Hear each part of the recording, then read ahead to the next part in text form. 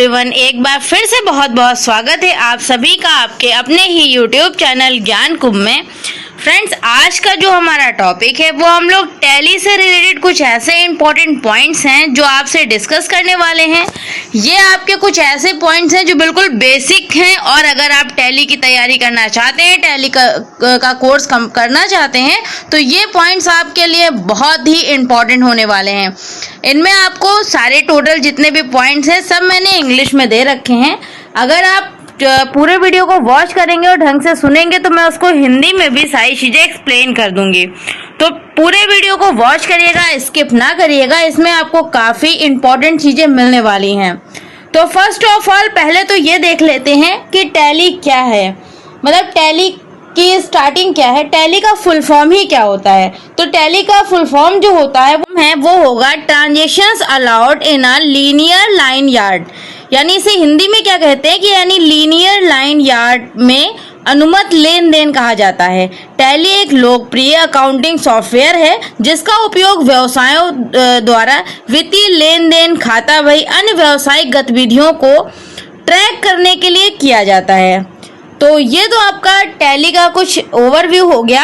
अच्छा, टैली के जो फाउंडर हैं वो कौन है? तो श्याम सुंदर गोयनका और उनके बेटे भरत गोयनका जो है वो टैली के फाउंडर हैं। उनके द्वारा टैली की शुरुआत की गई है, यानी श्याम सुंदर गोयनका के द्वारा। और टैली की शुरुआत कब से हुई है? 1986 में टैली की शुरुआत की गई थी। लेकिन अच्छा, पहले टैली का जो नाम था वो क्या था ये भी देख लेते हैं। तो टैली का जो नाम था पहले वो प्यूट्रॉनिक्स फाइनेंशियल अकाउंटिंग के रूप में इसे जाना जाता था। अभी 1991 में कंपनी की स्थापना हुई और 1999 में इसका नाम बदलकर टैली सॉल्यूशन कर दिया गया था। तो इसके जो संस्थापक हैं, यानी पहले का नाम भी आपको पता चल गया कि प्यूट्रॉनिक्स फाइनेंशियल अकाउंटिंग इसका पहले का नाम था। वर्तमान में इस समय इसको टैली सॉल्यूशन, यानी 1999 में टैली सॉल्यूशन दे दिया गया। इसके संस्थापक जो हैं वो श्याम सुंदर गोयनका और भरत गोयनका जी हैं। श्याम सुंदर गोयनका और उनके बेटे भरत गोयनका। और इसकी जो शुरुआत हुई थी वो 1986 से हुई थी। तो ये कुछ टैली की इम्पोर्टेंट चीज़ें थी जो आपसे डिस्कस कर ली हैं। अब हम लोग बढ़ते हैं कि देखते हैं वीडियो में क्या क्या चीज़ें कवर करने वाले हैं बेसिक टैली के अकॉर्डिंग। तो सबसे पहले यहाँ पे पहला पॉइंट जो आपका दिया गया है, what is accounting. What is accounting, पहले तो बताना है कि अकाउंटिंग क्या है। It is an art of recording, classifying and summarizing in significant manner and in term of money transactions and event which are of financial character and interpreting the result thereof। यानी अगर इसको देखिए, जो English में समझ पा रहे हैं उसके लिए तो सबसे इजी है, हिंदी में भी इसका ट्रांसलेशन दे देती हूँ कि यह जो है लेन देन और घटनाओं को महत्वपूर्ण तरीके से रिकॉर्ड करने, वर्गीकृत करने, संक्षेप में यानी विस्तृत रूप से प्रयुक्त करने की कला है, जो वित्तीय प्रकृति के हैं, इनके परिणामों को व्याख्या करते हैं। यानी जो भी आपके ट्रांजेक्शन्स हैं, लेंदी चीज़ें हैं, उन सब चीज़ों को ये रिकॉर्ड मेंटेन करके और उनका एक विस्तृत रूप जो है वो परिमाणित व्याख्यान करता है। ये आपका अकाउंटिंग है। नेक्स्ट इसी पे पॉइंट आपको मिलेगा बिजनेस ट्रांजेक्शन्स। बिजनेस ट्रांजेक्शन क्या होता है? यानी व्यावसायिक लेन देन। Business transaction is the movement of money and money's worth from one person to others of exchange of values between two parties is also known as business transactions। व्यवसायिक लेन then क्या होते हैं? Business transactions the movement of money and money, यानी एक व्यवसायिक जो लेन then है, एक व्यक्ति से एक दूसरे व्यक्ति को धन और धन में मूल्य का स्थानांतरण करना, यानी movement to money and money's worth from person to other person, एक पर्सन से दूसरे पर्सन को स्थानांतरण करना। और exchange and value between two parties and also, यानी दो पक्षों के जो बीच में मूल्यों के आदान प्रदान होते हैं उसे हम लोग बिजनेस ट्रांजेक्शन्स कहते हैं। ये आपका बिजनेस ट्रांजेक्शन के अंदर आ जाएगा। नेक्स्ट पॉइंट है, बहुत इंपॉर्टेंट पॉइंट आपके लिए यहाँ पे स्पेसिफिक पॉइंट, वो दिया गया है परचेज एंड सेल्स, यानी खरीद और बेच, खरीदारी और इसमें बिक्री, दोनों चीजें दी गई हैं। परचेज एंड सेल्स, परचेज क्या होता है? A purchase means goods purchase by a businessman from supplier, यानी क्रय क्या है? परचेज क्या है कि क्रय का अर्थ है किसी व्यवसायी द्वारा जो करताएं हैं उनको खरीद गया माल, जो आपूर्तिकर्ताओं में खरीदा हुआ माल, ये आपका एक क्रय हो गया। और बिक्री क्या है कि sales is good sold by a businessman to his customer, यानी मतलब जो बिक्री है वह वस्तु है जो एक व्यापारी को ग्राहकों को बेचता है, एक व्यापारी जो ग्राहकों को बेचे, वो आपकी बिक्री हो गई। तो ये आपके सेल्स और परचेज हो गए। नेक्स्ट पॉइंट इसी में है परचेज रिटर्न और रिजेक्शन इन। अब इसका मतलब क्या हुआ? परचेज रिटर्न एंड रिजेक्शन इन। देखिए इसके पॉइंट अगर देखे जाएं तो इनको क्या बोला जाएगा? सबसे पहला आपका रहेगा परचेज रिटर्न, यानी खरीद वापसी या अस्वीकृति अंदर, purchase return and rejection in. इसमें क्या दिया गया है कि purchase return means the purchase of the full or a part of goods purchased by businessman to his supplier. इसमें दिया गया है कि अगर खरीद वापसी का अर्थ क्या है, पहले ये देख लेते हैं। परचेज रिटर्न मीन्स, खरीद वापसी का अर्थ क्या है कि व्यापारी द्वारा अपने आपूर्तिकर्ताओं को खरीद गए माल का पूरा या आंशिक रूप से वापस करना, यानी उसका पूरा या आंशिक रूप से अपने जो सप्लायर है उसे वापसी करना, ये आपका रिजेक्शन में आ जाएगा। नेक्स्ट यहीं पे दिया गया है सेल्स रिजेक्शन और रिजेक्शन आउट। अभी तक इनकी बात थी, अब रिजेक्शन आउट में दिया गया है, यानी बिक्री वापसी या अस्वीकृति बाहर। इसमें क्या होगा कि बिक्री वापसी का अर्थ है ग्राहक द्वारा, यानी sales return means the return of the full or a part of goods sold by the customer to the businessman, यानी बिक्री वापसी का अर्थ है कि ग्राहक द्वारा व्यापारी को बेचे गए माल का पूरा या आंशिक रूप से वापस करना, पूरा या आंशिक रूप से उसे वापस करना। ये आपका रिजेक्शन सेल्स रिटर्न और परचेज रिटर्न है, यानी रिजेक्शन इन और रिजेक्शन आउट। नेक्स्ट इसी में पॉइंट आपका मिलेगा, आपको एसेट्स का पॉइंट मिलेगा, यानी संपत्तियां क्या होता है? Assets are the things and properties proposed by a businessman not for resale but for the use in the businessman। यानी संपत्तियां हमारी एसेट्स क्या है? संपत्तियां वे चीज और संपत्तियां मतलब वे चीजें और संपत्तियां हैं जो एक व्यवसायी के पास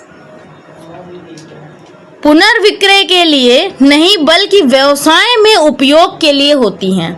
यानी एसेट हमारी क्या होती हैं? संपत्तियां हमारी वे चीजें होती हैं जो वो चीजें होती हैं जो एक व्यवसायी के पास पुनर्विक्रय के लिए नहीं बल्कि व्यवसाय में उपयोग किए जाने के लिए। वो जैसे मान लिया हमने कंप्यूटर खरीदा, तो हम अपने पर्सनल यूज के लिए अगर कंप्यूटर खरीदते हैं, वो हमारी एसेट है। लाइबिलिटीज हमारी क्या होती हैं? यानी देयताएं, हिंदी में ऐसे देयताएं बोलते हैं। all the amounts payable by a business corners to outsider are called liabilities।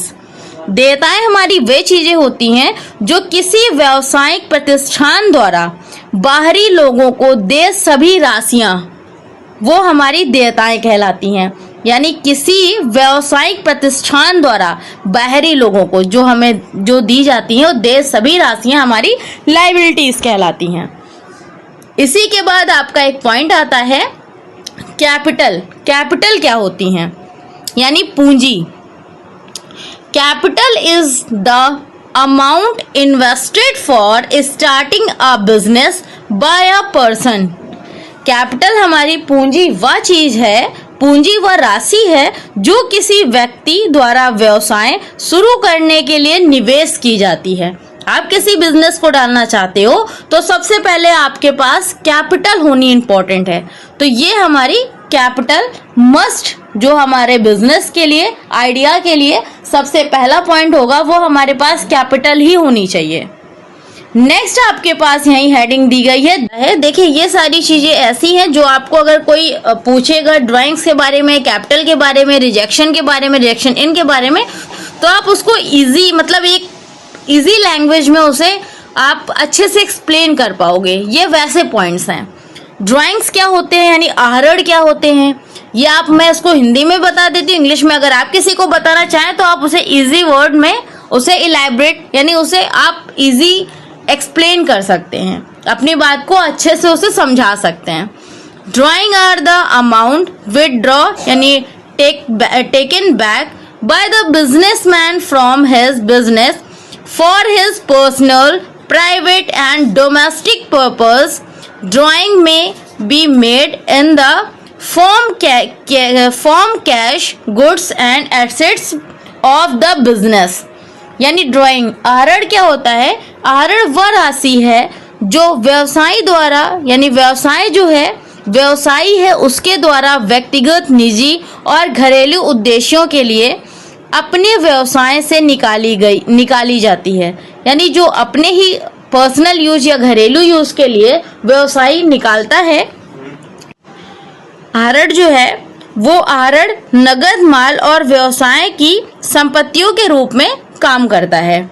यानी ये व्यवसायी के ही अपने व्यक्तिगत निजी खर्चों के लिए निकाली गई राशि आहरण कहलाती है। नेक्स्ट यहीं पे क्रेडिटर के बारे में बताना है। क्रेडिटर्स क्या होते हैं, क्रेडिटर्स के बारे में बताना है कि क्रेडिटर्स क्या होते हैं।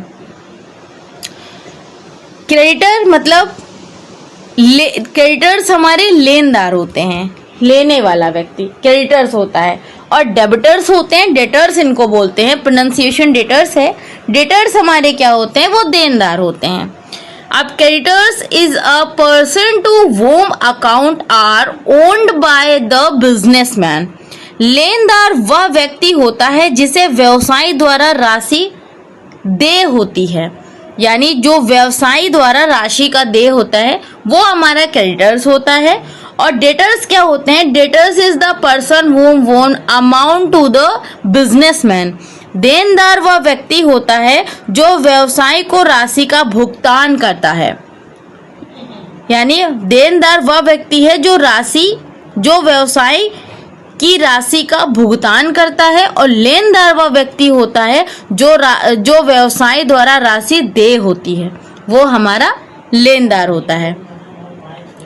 नेक्स्ट आपका यहीं पे पॉइंट दिया गया है डेबिट और क्रेडिट। डेबिट क्या होता है, डेबिट मतलब DR, debit record, CR credit record, ये आपका अकाउंटिंग में है। डेबिट मतलब होता है the receiving accept of a transaction is called debit और डीआर। यानी डेबिट हमारा वो होता है कि किसी लेन देन से प्राप्त करने वाले पहलू को डेबिट यानी डीआर कहते हैं। और क्रेडिट क्या होता है कि the giving except of the transaction, the giving expect of a transaction is called credit और सीआर।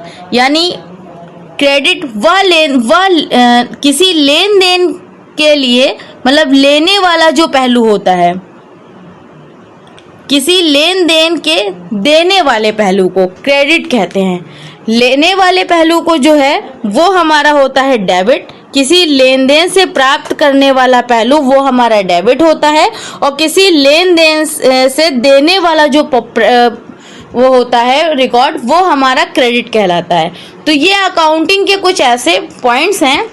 डेबिट में क्या है, the receiving expect of a transaction is called debit और डीआर। यानी कि किसी लेन देन से प्राप्त करने वाला पहलू, किसी लेन देन से प्राप्त करने वाला पहलू, वो आपका डेबिट कहा जाता है।